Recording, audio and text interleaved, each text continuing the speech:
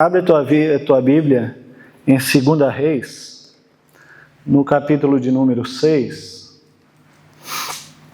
Glória a Deus. Uma passagem a qual o título se refere ao cerco a Samaria, ou Samaria é cercada.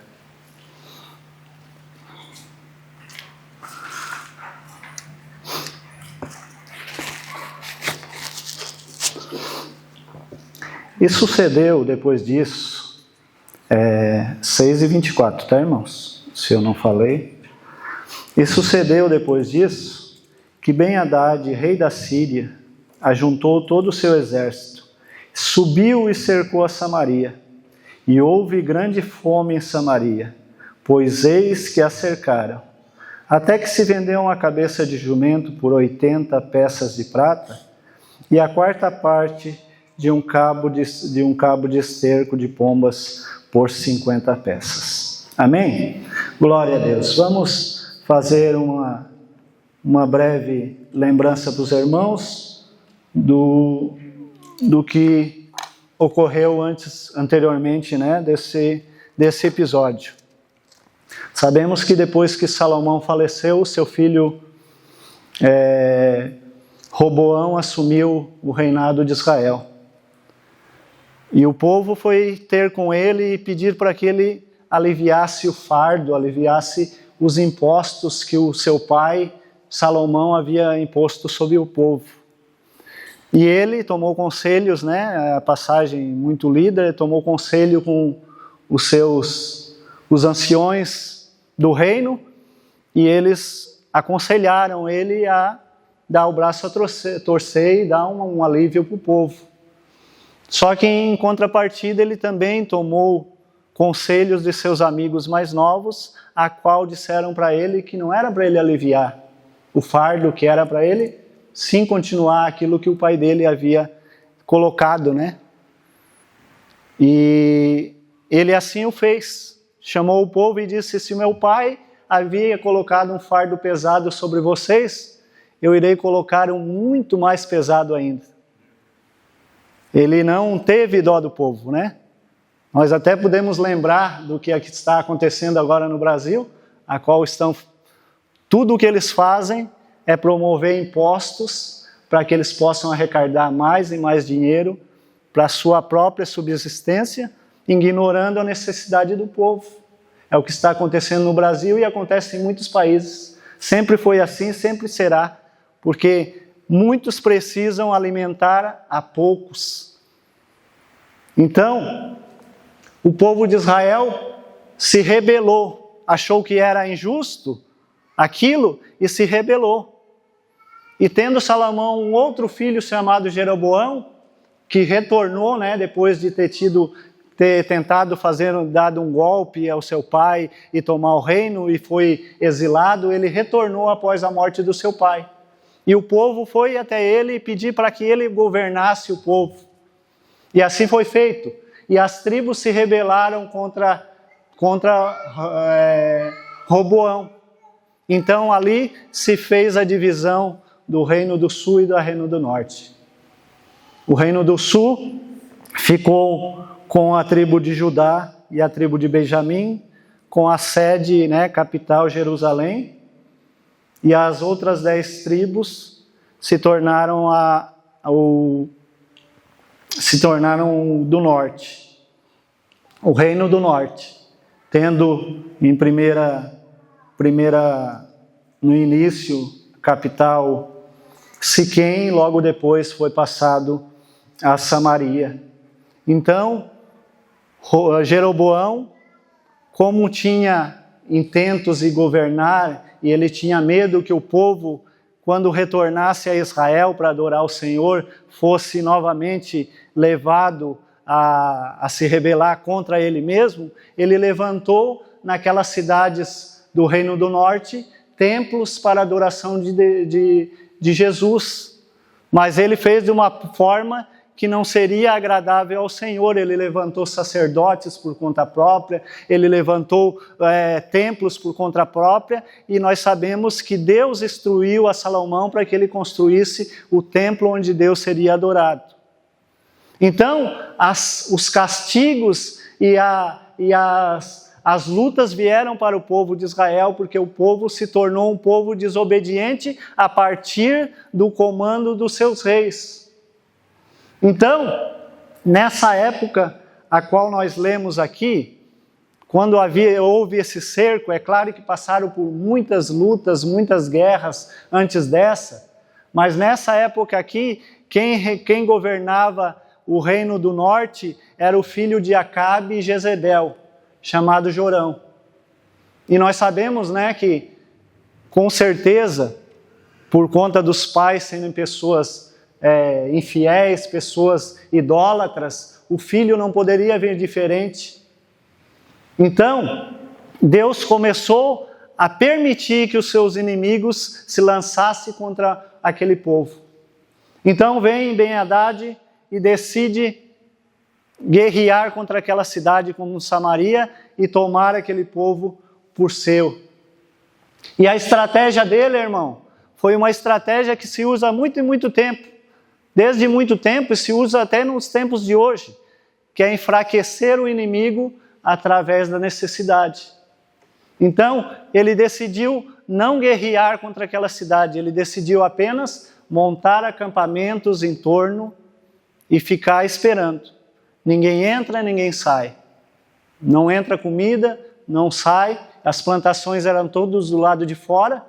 Nós que estamos aqui na Itália já vimos muito castelo, muita fortificação. São em lugares de difíceis acessos para se proteger dos inimigos. Mas em contrapartida, não há espaço para a plantação dentro desses cercos, mas sim do lado de fora. Então Ben-Hadad decide que ele montaria acampamento ali e esperaria que o povo se rendesse. E assim se fez. Mas o povo havia, entre o povo, uma reserva de alimentos, com certeza, reserva de água, e o povo se manteve ali. Só que muita gente, num espaço pequeno, com muitas necessidades, a alimentação foi escasseando, a alimentação foi acabando, a ponto de que nós lemos aqui que uma cabeça de jumento era vendido por preços astronômicos. Isto, que a cabeça de jumento era considerado um alimento impuro. Eles chegaram ao ponto de desobedecer a lei pela necessidade da sobrevivência. Então, na hora que o povo estava em desespero, apareceu aqueles oportunistas, com certeza, que aparecem em todo canto, em todo lugar. Quando deu aquela enchente lá no Rio Grande do Sul, eu ouvi nos noticiários que eles estavam vendendo água potável por um preço astronômico, porque poucos tinham e muitos precisavam. E acontecia a mesma coisa em Samaria. Então, o povo começou a padecer, a tal ponto de um dia o rei está olhando, passando pelos muros da cidade, e uma mulher vir até ele e dizer: Senhor, ouve a minha petição. Ele disse: se o Senhor, Deus, não ouve, quem sou eu para ouvir? Ele já estava num ponto que ele estava colocando a culpa do que estava acontecendo em Deus, e não visualizando que o erro seria deles mesmos. E aquela mulher vem até ele e diz: o que foi? O que eu posso te ajudar? Disse: ontem eu falei com aquela mulher lá e disse: combinemos eu e ela, vamos comer o teu filho hoje. E amanhã nós comemos o meu. Eles já chegaram a um ponto, irmão, de usar de canibalismo para sobreviver. Então, tomando o filho daquela mulher, e eles cozinharam e comeram aquela carne humana, outra vez, quando chegou a vez da outra dar o seu filho, ela escondeu.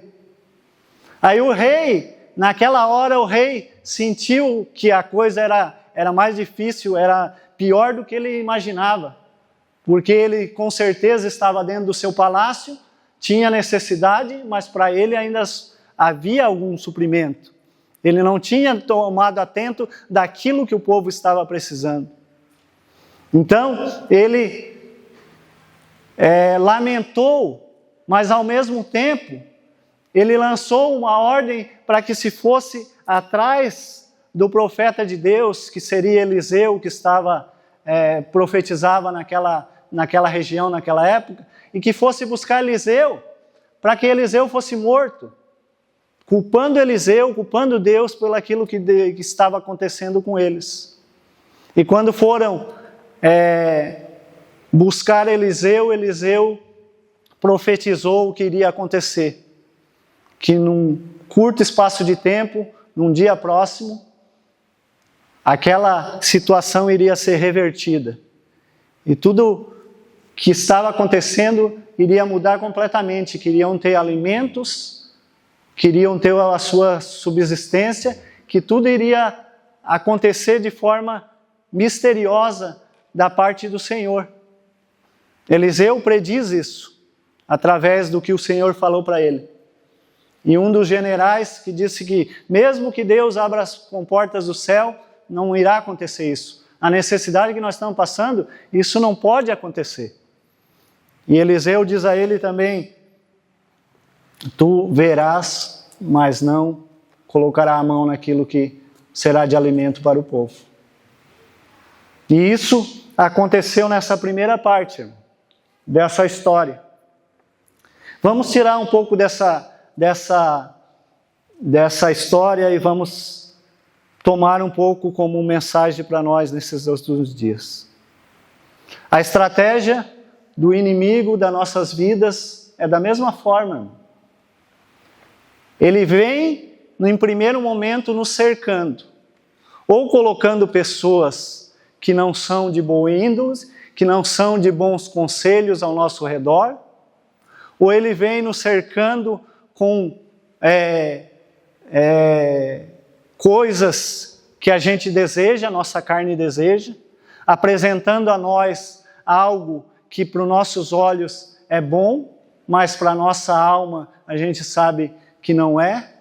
Mas o inimigo dessa forma ele vai nos cercando, vai nos colocando passeios, vai nos colocando visita, aí você vai se afastando da igreja, daqui a pouco você acha que participar do culto de Santa Ceia num mês é normal, mas no outro mês eu posso faltar porque é mais uma simbologia.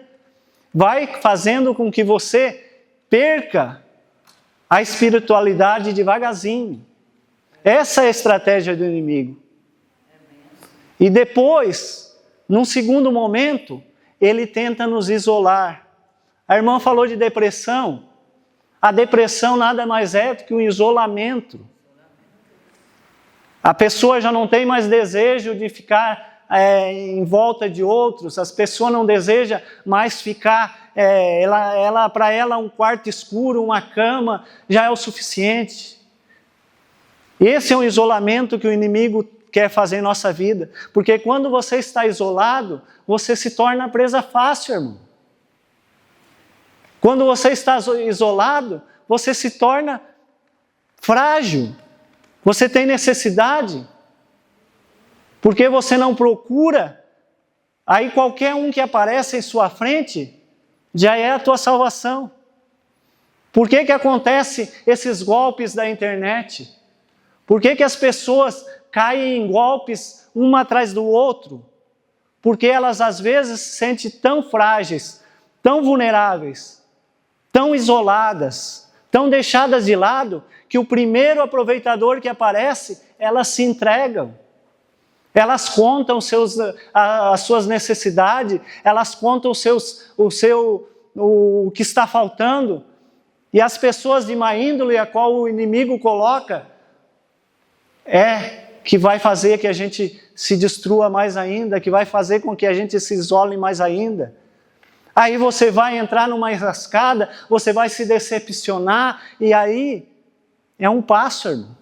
É um passo para a derrota. É um passo para que você não tenha mais força para se levantar. Quando a gente chega num lugar Como nós chegamos aqui, um lugar desconhecido, um lugar que a gente não tem ninguém, não tem parente, não tem nada. A gente precisa nos cercar de algumas coisas para nós nos fortalecer, irmãos. Então, hoje você está aqui, amanhã você pode estar em Portugal, você pode estar na Alemanha, nos Estados Unidos, ou retornar ao Brasil. Depois de você se instalar, depois de você arrumar o teu trabalho, depois disso, a primeira coisa que devemos buscar é um lugar para congregar. Amém. Porque aquele que acostuma a congregar, aquele que acostuma a servir ao Senhor, aquele que costuma entregar sua vida ao Senhor, não pode ficar, irmãos, isolado de maneira nenhuma. Porque nós não temos força sozinho, porque o mundo está engolindo, irmãos. A abertura da Olimpíada, eu não vi, ouvi alguma coisa, mas diz que vários sinais, muita coisa, eles querem nos fazer entrar num costume que não é espiritual, que não é um costume de Deus. Eles querem nos colocar no meio de uma situação que depois nós não vamos poder sair, porque a hora que o Senhor vir, nós podemos ser pegos de surpresa. E esse homem, ele isolou aquela cidade, ele colocou aquela cidade uma necessidade básica, que é a alimentação, que é a água. E o povo de Deus, ele tem essa necessidade, ele precisa estar dia a dia orando, consultando. O povo de Deus precisa estar de joelho dobrado. O povo de Deus precisa, porque sem isso nós não temos força. Nós somos como esses pobres coitados. E eles estavam ali comendo um ao outro, ou se alimentando da carne dos outros. E nesse mundo aí não é diferente. Porque é um querendo passar a perna no outro, é um querendo ter vantagem sobre o outro. Ninguém mais tem empatia por ninguém. E o inimigo das nossas almas age da mesma forma. Hoje ele te tira a vontade de estar no culto, ele te tira a vontade de orar, ele te tira a vontade de louvar, ele te tira a vontade de você participar. Aí nada mais importa. Culto de ceia, o mês que vem eu participo. A palavra, o irmãozinho aquele que vai trazer, eu nem gosto muito que ele pregue.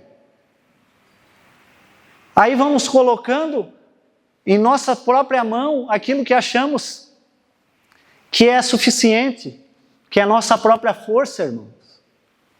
Nossa própria força que vai acabar nos levando aonde a gente espera que chegamos. Só que não é dessa forma.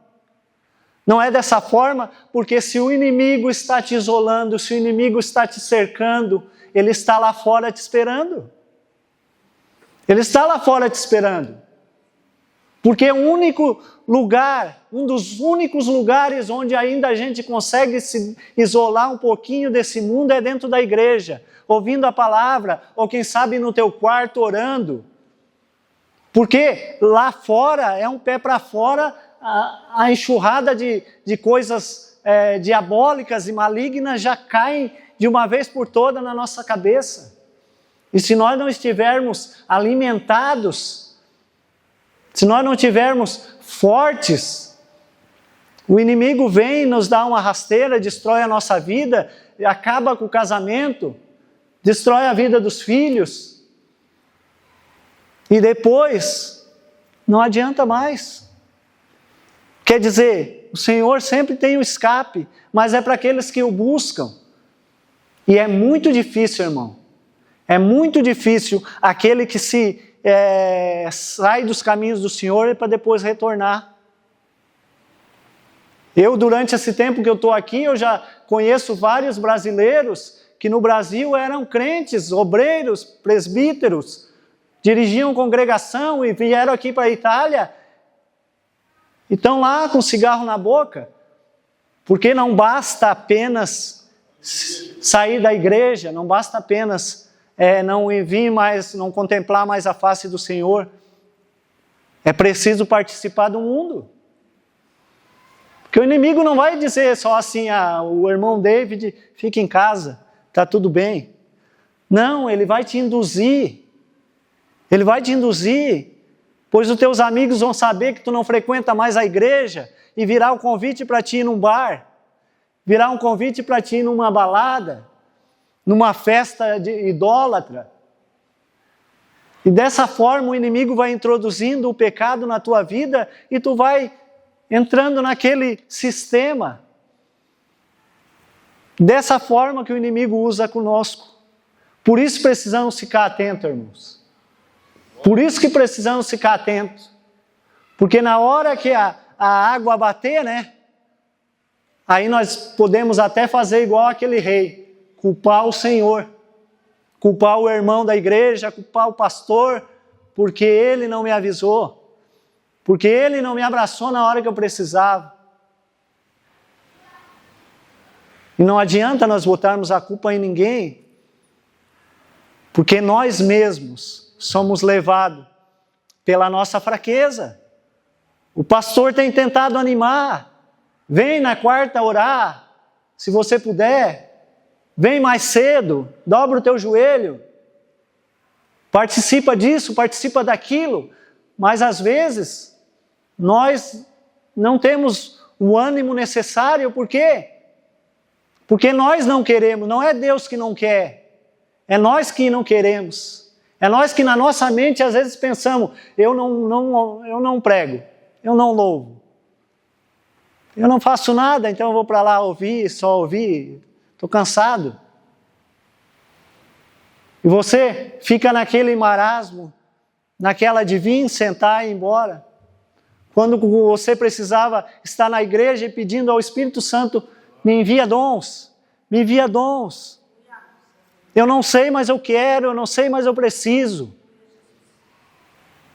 E dessa forma que o Espírito Santo trabalha.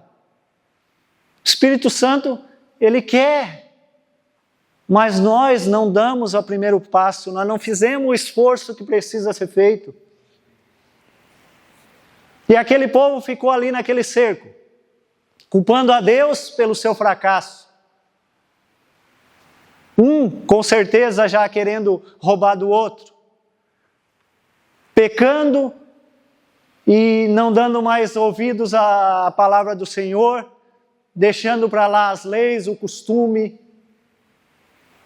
se alimentando, sobrevivendo da maneira que podiam.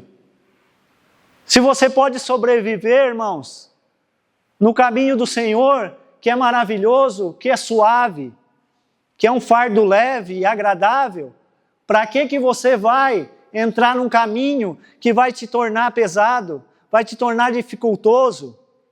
Para que você vai se alimentar das bolas que são lançadas nesse mundo, se você tem coisas boas de alimento na casa do Pai, se você tem manjares, se você tem o que você precisa? É uma decisão, irmãos, que nós nunca mais iremos esquecer se assim nós procedermos. E se você está fraco, se você está sentindo que o isolamento está chegando, que você está se enfraquecendo, é hora de se levantar. Mas é hora de se levantar e pedir ajuda. Mas não pedir ajuda numa rede social, não pedir ajuda no Facebook, no Instagram.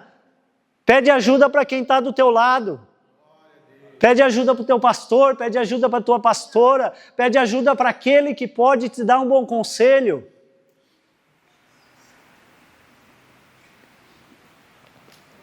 Aí aquele povo ali padecendo de fome, eis que no lado de fora da cidade estavam 4 leprosos. Porque quando a pessoa tinha lepra, né, os irmãos sabem, que se tornava impuro e tinha que ficar fora do arraial, não podia ficar lá dentro.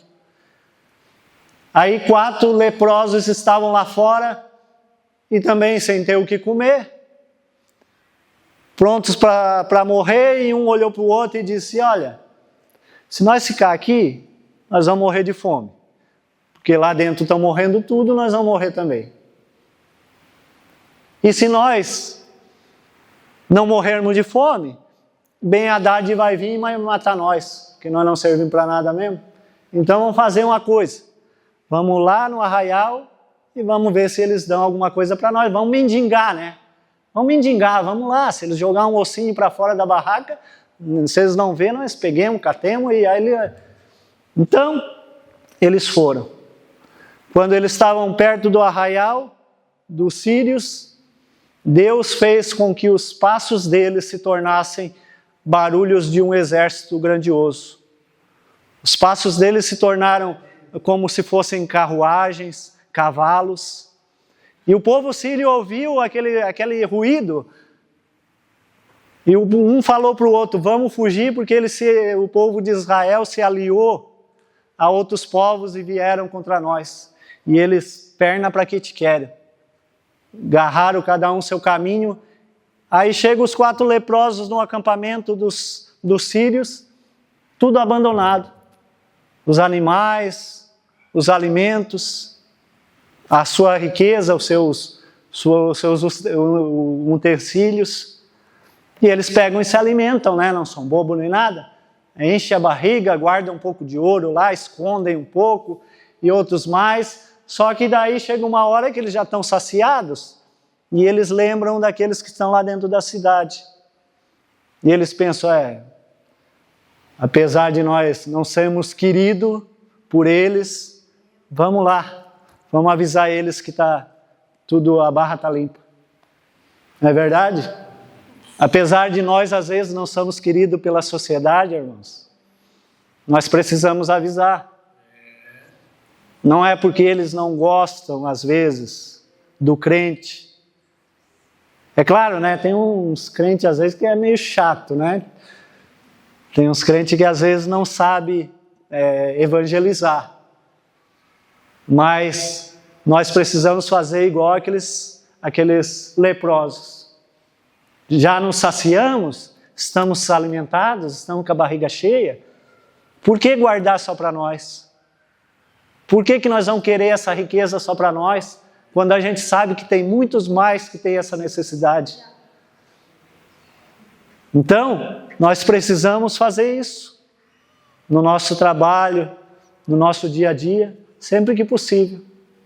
Tentar alimentar o povo, porque nós temos de sobra. Nós temos de sobra. Aí eles voltam e falam para aquele povo, olha, pode vir, a barra está limpa, fugiram tudo, não sei o que aconteceu. Aí o rei, desconfiado, né, vai que é mais uma do inimigo que quer levar nós, chega lá, eles estão lá e o inimigo pega, o rei pega e manda algumas pessoas para lá espiar. Quando você levar a mensagem, irmãos, quando você falar de Deus para alguém, ele sempre vai desconfiar. Porque ele te conhecia antes. Ele te conheceu num tempo que tu não era de Deus. Ele te conheceu num tempo que você vivia dentro do bar. Ele te conheceu num tempo que você enrolava as pessoas. E ele vai desconfiar. Quantos que dizem, né? Olha lá. Não valia nada, agora está com a Bíblia debaixo do braço. Pensa que é alguma coisa. Essa desconfiança sempre vai ter. Porque o inimigo coloca essa desconfiança. E eles pegam e vão, chegam lá e eles viram que era tudo verdade. Aí o povo vai lá se alimentar. E quando o povo sai, aquela multidão desesperada pelo alimento, aquele general que disse que era mentira de Eliseu, estava no meio do caminho e é pisoteado e é morto. E cumpre aquilo que Eliseu falou, né? Tu vai ver, mas tu não vai participar. Muitos irão ver, irmãos. Muitos irão ouvir, porque a palavra vai ser pregada em todo mundo até que venha o nosso Salvador buscar a sua igreja. Mas nem todos vão participar. Nem todos vão acreditar. Nem todos vão ter a oportunidade que eu e tu tivemos. Nosso coração, irmão, se abriu no momento que nós precisávamos. Nem mais e nem menos. Você chegou na igreja, no primeiro culto você se converteu, mas alguns vieram para a igreja e ficaram no processo, se alimentando, ouvindo que o Espírito Santo disse, agora está pronto, agora pode participar. Mas alguns irão continuar como estão, com a parábola da semeadura. Alguns têm um coração que é de pedra, outros têm um coração seco, outros têm um coração de espinhos. E a palavra do Senhor vai acabar sendo sucumbida, e essas pessoas não irão participar, embora tenham tido a oportunidade. E nós que tivemos essa oportunidade, nós que o Espírito Santo nos abriu o entendimento e nos colocou aqui, agora é só saborear, irmãos. Agora é só aproveitar e cuidar, para que ninguém roube a nossa coroa, para que ninguém tire a nossa salvação, porque o inimigo está acampado.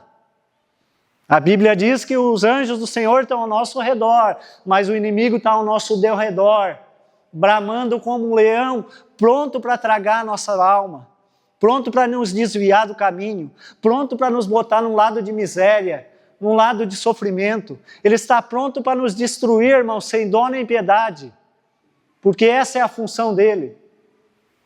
Mas nós que fomos separados, escolhidos, e fomos avisados, agora nós podemos ir e nos alimentar, e saborear, e levar para os outros. Porque assim como os leprosos, irmãos, nós também não éramos grandes coisas. Você pode ter faculdade, você pode ter um estudo maior, você pode ter uma profissão melhor, mas você não é melhor do que o irmão simples que está ali no banco, você não é melhor do que a outra irmã. Nós somos todos igual, porque a Bíblia diz que nós somos um corpo. É claro, cada um com tal função diferenciada, um faz o que o outro não faz, um tem a aptidão que o outro não tem, mas somos todos esse corpo, e esse corpo precisa um do outro. Então essa alimentação que nós precisamos, esse fortalecimento que nós precisamos, é para que toda a igreja possa continuar firme e forte, para que nós não venhamos amanhã ou depois nos alimentarmos da desgraça do um e do outro, para que nós não venhamos saborear a derrota do outro, mas que nós venhamos sim festejar a vitória de cada irmão. Que cada irmão consiga alcançar aquilo que almeja, aquilo que deseja. E a igreja se alegra com isso, porque a igreja tem um único propósito, que é que todos tenham uma vida plena, uma vida saudável.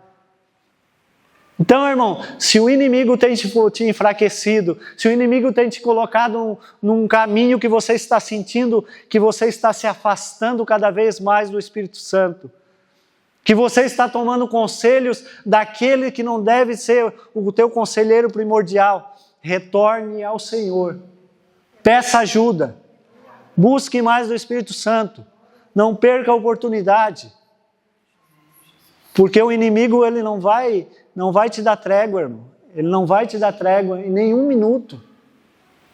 Aquele povo vivia aterrorizado, aqueles povos haviam aterrorizados.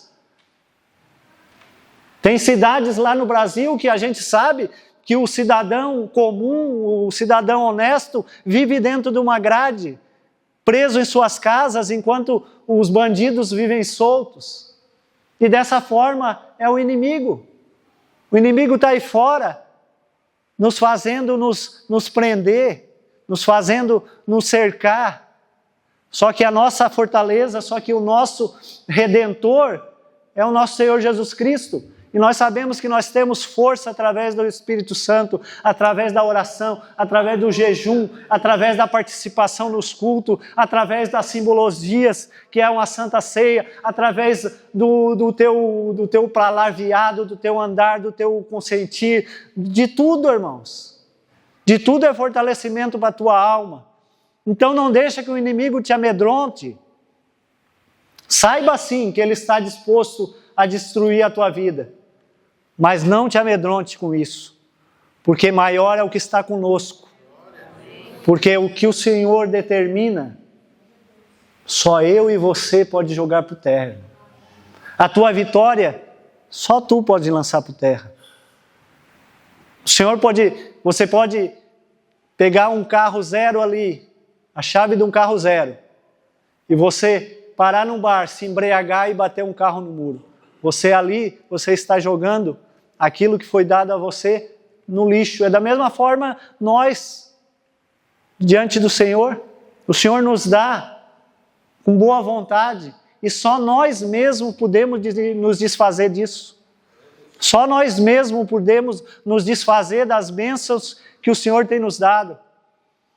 Eu sei que a coisa não é fácil, que os dias são maus, que a luta é grande aqui nesse país, que você é um estrangeiro em terras, você é um peregrino em terras estrangeiras, mas o mesmo Deus que operava lá no Brasil, que opera no Brasil, opera aqui na Itália.